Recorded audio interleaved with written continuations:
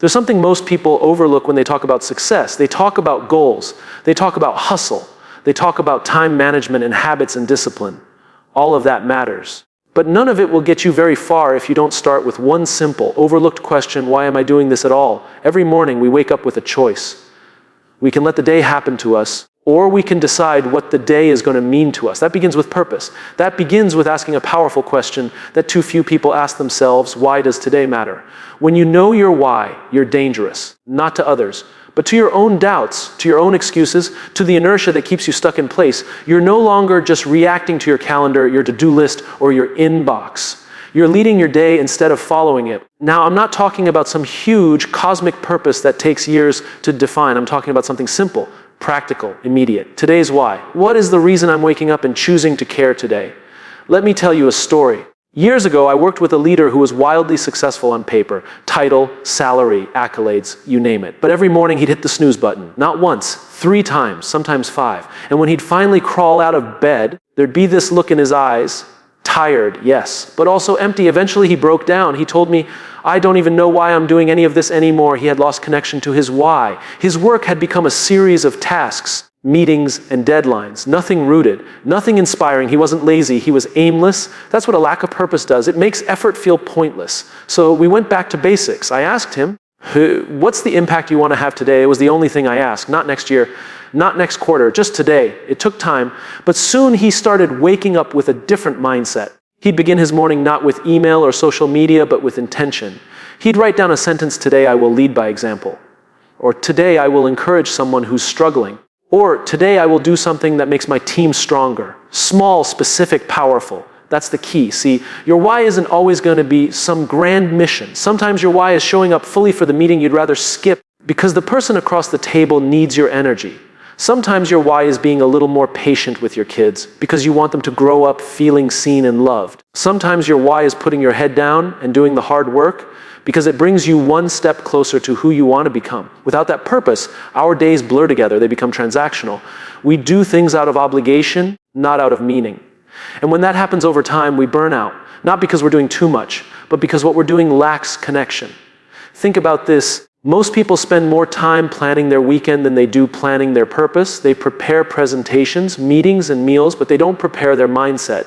And so their days become reactive. They let the world set the tone, and the world is chaotic, noisy, and constantly pulling us in 10 different directions. But what happens when you start your day with a clear, grounded reason? Suddenly, the little things don't knock you off course so easily. You stop chasing every notification. You stop worrying so much about what other people think. You have a filter, a way to decide what matters and what doesn't. That's what a why gives you clarity. Here's a simple practice I challenge you to try. Tomorrow morning, before you pick up your phone, before you check your email, before you let the world pour into your mind, take 60 seconds. Sit quietly. Ask yourself, what kind of impact do I want to have today? Write it down. Say it out loud. Hold it in your mind. It doesn't have to be profound. It just has to be honest. It might be, today I will stay calm when things go wrong. It might be, today I will give someone hope. It might be, today I will learn something new. That's your win. That's your reason to show up. That's your why. I've met people who thought they were burned out from working too much. But when they reconnected with their purpose, when they started leading each day with intention, something shifted. They weren't tired anymore. They were energized. Not because their workload changed, but because they changed. You don't need to change your entire life overnight. You don't need to quit your job or move to a new city. You just need to ask better questions. Questions like, why does this matter to me? Who benefits when I show up fully today? What's the deeper reason behind my routine? When we lead with why, we remember that what we do is not just what we do, it's who we are becoming. Every day becomes a brick in the foundation of the life we're building. And when that foundation is strong, when it's built on purpose, we can weather anything. Challenges don't blarify us. So the next time you wake up feeling tired, overwhelmed, or unmotivated, don't reach for coffee. Don't reach for distraction. Reach for meaning. Start with why. Anchor your day in purpose. And watch how everything else, your attitude, your energy, your results, begins to shift. Because when you know why the day matters, you show up like it does. There's something incredibly powerful about the promises we make. We remember the ones we've made to our teams. We remember the ones we've made to our friends, our families, our partners. We hate letting other people down. But what we don't talk about enough is how often we let ourselves down, quietly, privately, consistently. Think about it. You say you'll wake up early and go for that run. You say you'll start that project this week. You say you'll stop checking your phone every 5 minutes. But when no one's around to notice, it's so easy to push that promise to the side. You justify it. You tell yourself, it's not a big deal, I'll do it tomorrow. And then tomorrow becomes next week. Next week becomes never. And slowly, subtly, you start believing that what you say doesn't matter. But here's the truth. If you can't trust yourself, you'll always struggle to lead others.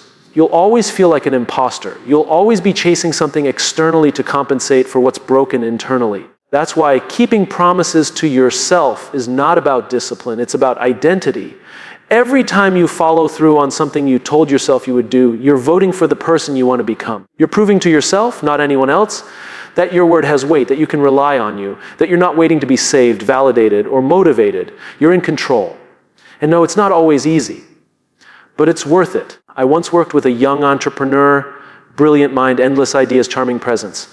On the outside, people thought he had it all together, but behind the scenes, he was stuck. His business was stalling, his confidence was cracking, and he didn't know why. We sat down and had a raw conversation. I asked him, what's the one promise you keep breaking to yourself? He looked down, took a breath, and said, I keep telling myself I'll finish what I start, but I never do.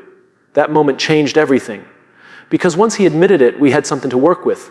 We didn't start with a productivity tool. We didn't build a new schedule. We started with integrity. He picked one small promise to keep every day, just one. And that small daily win rebuilt his self-respect, brick by brick. People often think they need motivation to take action. But it's actually the other way around. Action builds confidence, repetition builds belief, and belief fuels purpose. Motivation isn't what starts the engine, commitment is. And that commitment must start with you. There's a common trap in leadership. We show up for everyone except ourselves. We run around solving problems, managing fires, meeting deadlines, being available, being helpful, being everything for everyone. But inside, we're exhausted, depleted, running on fumes. You can't pour from an empty cup. And you can't lead others from a place of self-neglect. If you constantly abandon your own needs, your own boundaries, your own promises, you are teaching people that your word is flexible, that you don't matter as much. And over time, you'll start to believe that too. Keeping promises to yourself doesn't mean becoming selfish. It means becoming stable, grounded, trustworthy. Because the moment you start honoring your own word, your energy shifts. You walk into a room differently. You speak differently. You make decisions differently. Not from ego, but from alignment. And alignment is where the magic happens. Let me give you something simple. Tomorrow morning, before the world gets noisy, write down one promise you'll keep today. Just one. It could be, I will drink enough water, or I will be fully present with my kids, or I will spend 20 minutes reading instead of scrolling. Small, clear, actionable. The kind of promise you can keep even when the day gets chaotic. Then do it, no matter what. Follow through.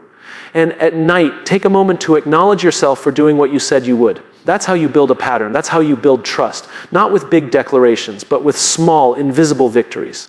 The world may never clap for those wins, but your character will. And your character is what people actually follow. We think people are drawn to charisma, but what people are really drawn to, what they trust, is consistency. The kind of consistency that begins when a person has done the hard work of keeping promises to themselves, when their internal world is aligned with their external actions. That's when influence becomes real. That's when leadership becomes meaningful. Because at the end of the day, it's not what you achieve that defines your strength, it's what you uphold. And the first promise worth upholding is your own. Imagine this. If you went 30 days without breaking a single promise to yourself, no matter how small, how would that change you?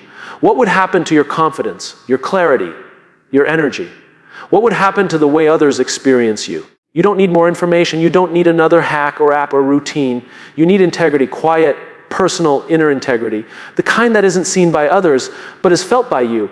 You already know what needs to happen. You've known it for a while. The only question is, will you honor it today? When you keep promises to yourself, you're not just winning the day. You're building a life you trust. That's how you lead. That's how you grow. That's how you win. Every single day, we live in a world that celebrates the highlight reel. Everyone wants the big moment, the applause, the breakthrough, the outcome. Social media has made it worse. Everywhere you look, someone's showing off their peak, their biggest achievement, their grand announcement, their moment of glory.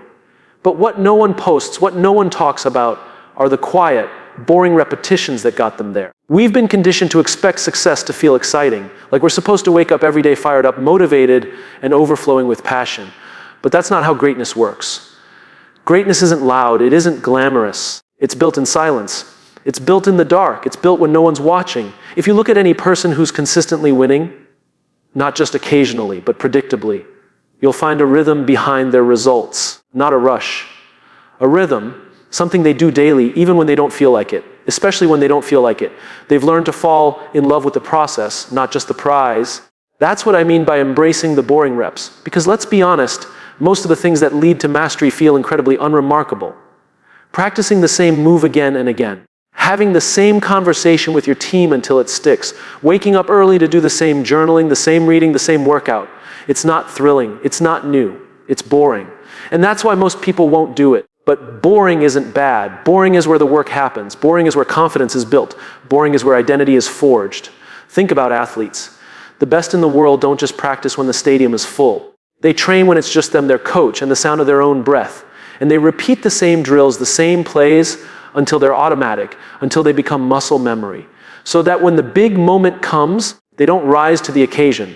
They fall back on their preparation. I once worked with a team leader who couldn't understand why their results were so inconsistent. One month they were hitting targets, the next month they were completely off track. The talent was there, the passion was there, but the process was missing. So I asked her, "What do your boring reps look like?" She looked confused. "What do you mean?" I said, "What are the small things you do every single day, no matter what, that make the big results inevitable?" She thought about it and admitted, "Honestly, I don't have those. I just work really hard when the pressure is on." That's the problem. Most people wait for pressure to perform. But true professionals don't rely on pressure. They rely on process. We built her a routine, a simple set of habits she'd repeat daily. Check-ins, debriefs, reflection, planning, nothing flashy, nothing groundbreaking, just boring, repeatable excellence. And in a few months, her team's performance transformed. Not because they got smarter or more talented, but because they got consistent. Consistency is a superpower, and boring reps are the path to consistency. The reason most people struggle isn't because they're lazy or unmotivated. It's because they're addicted to novelty. They chase the next thing, the shiny thing, the exciting thing. And the moment something feels too routine, too repetitive, they lose interest. They want change, but they don't want repetition. And that's a problem, because growth lives in repetition. You don't get strong by lifting a weight once. You don't get smart by reading a book once. You don't get trustworthy by telling the truth once. You become those things by doing the boring reps over and over and over again. Here's what's funny. When people see someone crushing it, they always ask, "What's your secret?" But usually there is no secret, just systems, just habits, just effort that's been repeated so often it becomes who they are. Boring reps are the bridge between who you are and who you want to be. They're the small choices no one sees that eventually lead to the results everyone wants. I know it's not sexy. It's not supposed to be. That's the point. You do the reps not because they feel good, but because they do good, because they compound, because they quietly stack up into something powerful over time. And yes, you're going to want to quit. You're going to feel like it's not working. You're going to think, this can't be it. There has to be something more exciting, more advanced, more interesting. But that voice is lying. That voice is impatient. That voice doesn't understand how mastery works. Mastery is boring. Progress is boring. Winning is boring until it isn't. Until one day you wake up and you're further than you've ever been. And people ask how you did it. And you smile because you know the truth. You did it by doing the work when it was dull, when it was quiet, when it was just you showing up with no reward, no applause, and no proof yet. The people who win aren't the most excited. They're the most consistent. They're the ones who kept going when it stopped being fun. They're the ones who embraced boredom and made it their edge. So the next time you feel stuck, don't look for a breakthrough. Look for your reps. Ask yourself, what's the boring thing I've been avoiding, and then do it. Not once, every day. Because discipline isn't doing hard things. Discipline is doing simple things repeatedly, even when they're no longer interesting. That's how champions are made. That's how trust is built. That's how you create a life that wins every day, not just in moments, but in momentum. Fall in love with the boring reps. They'll take you further than motivation ever could. Most people think leadership is about being in charge, about being the loudest voice in the room, the person with the answers, the title, the authority. But real leadership isn't about taking control. It's about taking care. It's about putting others first, not because you have to, but because you choose to. Leading with service, not ego, is one of the most misunderstood principles in the world. We live in a culture that rewards visibility. If you look successful, if you sound important, if you seem confident, you're praised. But ego, when it drives leadership, always leaves damage behind, because ego leads us to ask the wrong question, how can I win? Service leads us to ask the right one, how can I help? There's a fundamental shift that happens when you stop trying to impress people and start trying to impact them. When you stop focusing on being the best in the room and instead focus on bringing out the best in others. That's the shift that separates managers from mentors, bosses from builders, leaders from legends. I remember speaking with a seasoned executive, highly respected, but when you walked into his office, there was no ego, no grand desk, no flexing of titles, no inflated presence. What struck me most was how he listened, fully, attentively, not waiting to speak, not waiting to be right, just present. Afterward, I asked him what his secret was. He smiled and said, "I'm not here to be the smartest person in the room. I'm here to make everyone else smarter." That's what service looks like in leadership. It's humility in action. And humility isn't thinking less of yourself. It's thinking of yourself less. It's showing up not for recognition, but for contribution. It's knowing that the most valuable person in the room might not be the one talking the most, but the one helping others speak up. Ego will always tell you to protect your image. Service tells you to protect the people. Ego says, don't show weakness. Service says, be honest. Ego builds walls. Service builds trust. And the difference becomes very clear over time because one creates fear and the other creates loyalty. I once worked with a young team leader who had just stepped into a management role. She was driven, articulate, brilliant, but something was off. Her team wasn't responding. There was tension, burnout, resistance. She was frustrated. "Why won't they just do what I ask?" she said. I told her, because they don't feel seen. They don't feel safe. She was leading from a place of pressure, of performance, of ego, not because she was arrogant, but because she thought she had to prove herself. That's what ego does. It turns leadership into a performance, not a relationship. So I asked her to try something different. I said, tomorrow, instead of checking what your team has done, ask how they're doing. Show up for them before you expect something from them. A few weeks later, things changed, not overnight, but gradually. Her team started communicating more. They started taking more initiative. There was laughter in the room again. Not because her strategy changed, but because her presence did. When people feel seen, they show up differently. When they feel safe, they take risks. When they feel supported, they stretch further. That's the power of leading with service. You don't have to be in a formal leadership role to live this. Leading with service can happen in every part of your life. In your family, your friendships, your work, your community. It happens when you choose to listen instead of interrupt. When you choose to mentor instead of compete. When you choose to build bridges instead of building your brand. Service asks more of us than ego ever will. Because it's not flashy. It doesn't always get credit. But it's the only kind of leadership that lasts. Because it's not built on attention. It's built on trust. We all know someone whose presence makes us feel like we matter. That person who makes space for others, who uplifts, who leads not with dominance but with dignity. That's the kind of leadership the world is starving for. And it doesn't take much. It starts with asking, what does this person need right now? How can I contribute to their growth? What can I do today that serves someone beyond myself? Those questions will change the way you lead. They will also change the way people respond to you. Because service is magnetic. When you lead with empathy, with integrity, with care, people feel it. And they don't just follow you, they believe in you, they show up not out of obligation, but out of respect. Ego seeks to be followed. Service seeks to walk with people. Ego needs to be right. Service wants to get it right. Ego demands compliance. Service earns commitment. This is not about being soft. This is about being strong in a way that lifts others. Leadership rooted in service isn't passive, it's powerful, because it builds cultures where people want to belong. Teams that last, relationships that matter, results that are sustainable. And the beautiful irony is this: when you lead with service, you do win. Maybe not in the traditional sense. Maybe not in a way that fills headlines. But you win in the only way that counts. In the loyalty of people, in the trust you build, in the lives you elevate. So the next time you feel that tug to prove something, pause. Ask instead, who can I help right now? Who needs to be seen? What does service look like in this moment? Lead with Ed with care. Lead with the mindset that your success will be measured not just by what you achieve, but by what you build in others.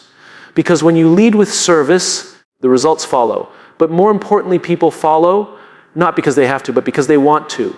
And that's how you win, quietly, powerfully, every day. We live in a world that's always rushing toward the next thing. Finish one task and another replaces it. End one day, and the next morning is already screaming for your attention. In the middle of all this motion, there's one habit that quietly separates those who grow from those who simply repeat. It's not something flashy. It's not productivity software. It's not waking up at 5 a.m. It's reflection. We don't grow from experience. We grow from reflecting on experience.